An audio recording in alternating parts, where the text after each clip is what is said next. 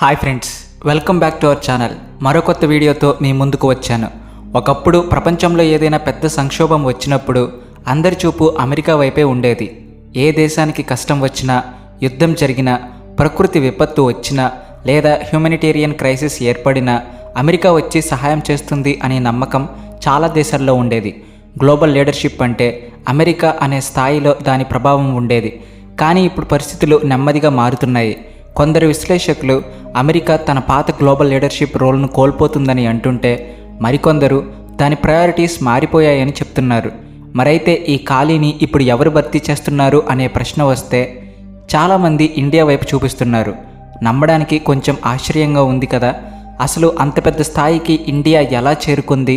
ఆ నమ్మకాన్ని ఇండియా ఎలా ఇచ్చింది? ఇది తెలుసుకోవాలంటే ఈ వీడియో మొత్తం పూర్తిగా చూసేయండి.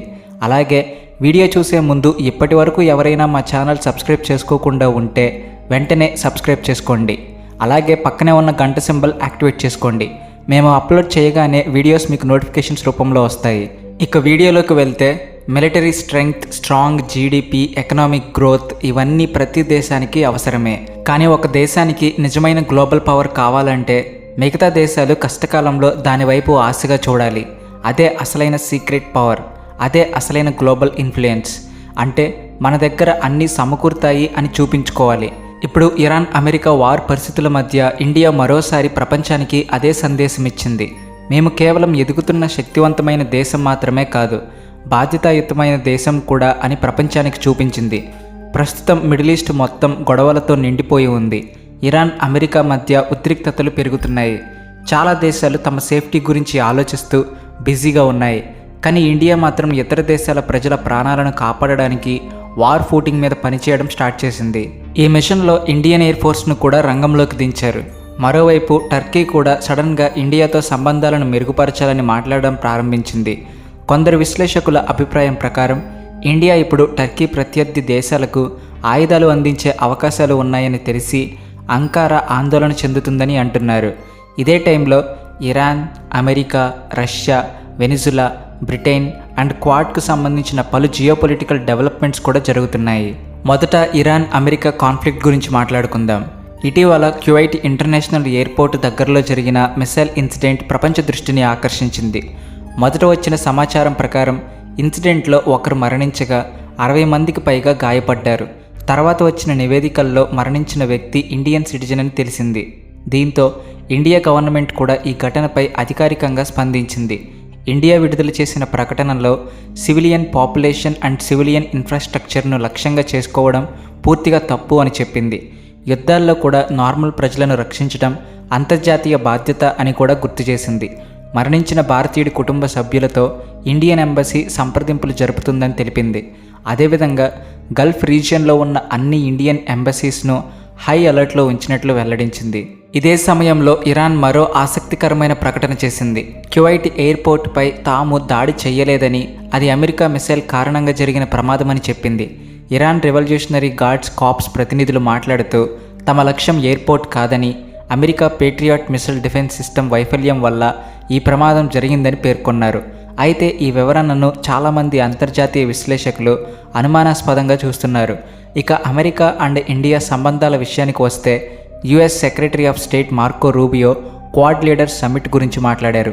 క్వాడ్ అంటే India, America, Japan and Australia కలిసి ఏర్పాటు చేసిన స్ట్రాటజిక్ గ్రూప్. ఇండో పసిఫిక్ ప్రాంతంలో స్టెబిలిటీ అండ్ కోఆపరేషన్ కోసం ఇది పనిచేస్తుంది. మార్కో రూబియో ప్రకారం ఈ ఏడాది క్వాడ్ లీడర్స్ సమ్మిట్ నిర్వహించే ప్రయత్నాలు జరుగుతున్నాయి. అయితే ఇది ప్రత్యేకంగా నిర్వహించే సమ్మిట్ కాకపోవచ్చు. United Nations General Assembly, G20 summit లేదా G7 సమ్మిట్ లాంటి గ్లోబల్ ఈవెంట్స్ టైంలో సైడ్ మీటింగ్ రూపంలో క్వాడ్ లీడర్స్ సమావేశమయ్యే అవకాశాలు ఉన్నాయని ఆయన తెలిపారు. దీని అర్థం prime minister Narendra Modi, US president Donald Trump, Japan prime minister and Australia prime minister ఒకే నివేదికపై కలిసే అవకాశం ఉందన్నమాట. కానీ కొందరు విశ్లేషకులు దీనిపై విమర్శలు చేస్తున్నారు. ఎందుకంటే ఈ ఏడాది క్వాడ్ సమ్మిట్కు ఇండియా హోస్ట్గా ఉండే అవకాశం ఉండగా అమెరికా దానిని ప్రత్యేకంగా నిర్వహించేందుకు ఆసక్తి చూపడం లేదని అంటున్నారు. ఇక ఆఫ్రికా వైపు చూస్తే అక్కడ ఇబోలా వైరస్ మళ్ళీ ఆందోళన కలిగిస్తుంది. కొన్ని ఆఫ్రికన్ కంట్రీస్ ఆరోగ్య అత్యవసర పరిస్థితిని ఎదుర్కొంటున్నాయి. ఈ నేపథ్యంలో ఇండియా మరోసారి ముందుకొచ్చింది. Medical aid, medicines, protective kits and medical ఎక్విప్మెంట్లను ఆఫ్రికాకు పంపేందుకు భారీ ఆపరేషన్ ప్రారంభించింది. ఈ మిషన్లో ఇండియన్ ఎయిర్ ఫోర్స్కు చెందిన C-17 Globemaster transport air క్రాఫ్ట్లను ఉపయోగిస్తున్నారు. ఇటీవల 43 టన్స్ మెడికల్ సప్లైస్ను ఆఫ్రికాకు విజయవంతంగా పంపించారు. కమర్షియల్ షిప్పింగ్ లేదా ఎయిర్లైన్స్ ద్వారా పంపితే ఎక్కువ సమయం పట్టే అవకాశం ఉండడంతో మిలిటరీ ట్రాన్స్పోర్ట్ ఎయిర్ క్రాఫ్ట్లను యూజ్ చేశారు. ఇది కేవలం మెడికల్ అసిస్టెన్స్ మాత్రమే కాదు, ఇది ఇండియా గ్లోబల్ రెప్యుటేషన్కు మరో ఎగ్జాంపుల్. గతంలో ఇలాంటి సందర్భాల్లో దేశాలు అమెరికా లేదా యూరోప్ వైపు చూసేవి. ఇప్పుడు మాత్రం చాలా దేశాలు ముందుగా ఇండియా సహాయం కోరుతున్నాయి. ఇదే ఇండియా పవర్ పెరుగుతుంది అన్నదానికి సంకేతంగా భావిస్తున్నారు అందరూ. ఇక టర్కీ గురించి మాట్లాడితే టర్కీ ఫారిన్ మినిస్టర్ హకాన్ ఫిడాన్ చేసిన వ్యాఖ్యలు చర్చనీయాంశమయ్యాయి. ఆయన మాట్లాడుతూ టర్కీ అలాగే ఇండియా మధ్య ఎలాంటి ప్రత్యక్ష సరిహద్దు వివాదాలు లేవని, చారిత్రక శత్రుత్వం కూడా లేదని అన్నారు. అందువల్ల రెండు దేశాలు మంచి సంబంధాలు కొనసాగించాల్సిన అవసరం ఉందని అభిప్రాయపడ్డారు. పాకిస్తాన్తో టర్కీకు మంచి సంబంధాలు ఉన్నాయనే కారణంతో ఇండియా టర్కీని పూర్తిగా దూరం పెట్టకూడదని కూడా ఆయన అన్నారు. ప్రపంచంలో చాలా దేశాలు పాకిస్తాన్తో సంబంధాలు కొనసాగిస్తున్నాయని, ప్రతి విషయంలో విభేదాలను మాత్రమే చూడకూడదని సూచించారు.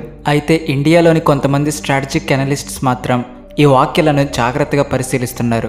ముఖ్యంగా ఆపరేషన్ సింధూర్ టైంలో టర్కీ పాకిస్తాన్కు మిలిటరీ సపోర్ట్ ఇచ్చిందనే ఆరోపణలు వచ్చిన నేపథ్యంలో ఈ ఫ్రెండ్షిప్ స్టేట్మెంట్స్ వెనుక అసలు ఉద్దేశం ఏమిటన్న చర్చ కొనసాగుతుంది. ఇదిలా ఉండగా ఇండియా డిఫెన్స్ సెక్టార్కు సంబంధించిన మరో ముఖ్యమైన వార్త వచ్చింది. రష్యా నుంచి S-400 ఎయిర్ డిఫెన్స్ సిస్టమ్ 4వ యూనిట్ డెలివరీ స్టార్ట్ అయింది. ఇప్పటికే మొదటి బ్యాచ్ ఇండియాకు చేరినట్లు సమాచారం. మిగిలిన కాంపోనెంట్స్ కూడా షిప్ అండ్ కార్గో ఎయిర్ క్రాఫ్ట్ల ద్వారా దశల వారీగా భారత్కు చేరనున్నాయి. S-400 సిస్టంలో radar units, control systems, missile launchers, heavy transport vehicles లాంటి అనేక కాంపోనెంట్స్ ఉంటాయి. సెన్సిటివ్ ఎలక్ట్రానిక్ సిస్టమ్స్ను ఎయిర్ కార్గో ద్వారా పంపుతారు. భారీ లాంచర్స్ అండ్ ఎక్విప్మెంట్ను కార్గో షిప్స్ ద్వారా తరలిస్తారు. అన్ని పార్ట్స్ భారత్కు చేరిన తర్వాత వాటిని అసెంబుల్ చేసి పూర్తి యూనిట్గా రెడీ చేస్తారు. ఈ తర్వాత టెస్టింగ్ అండ్ ట్రయల్ రన్స్ నిర్వహించి డిప్లాయ్మెంట్కు రెడీ చేస్తారు.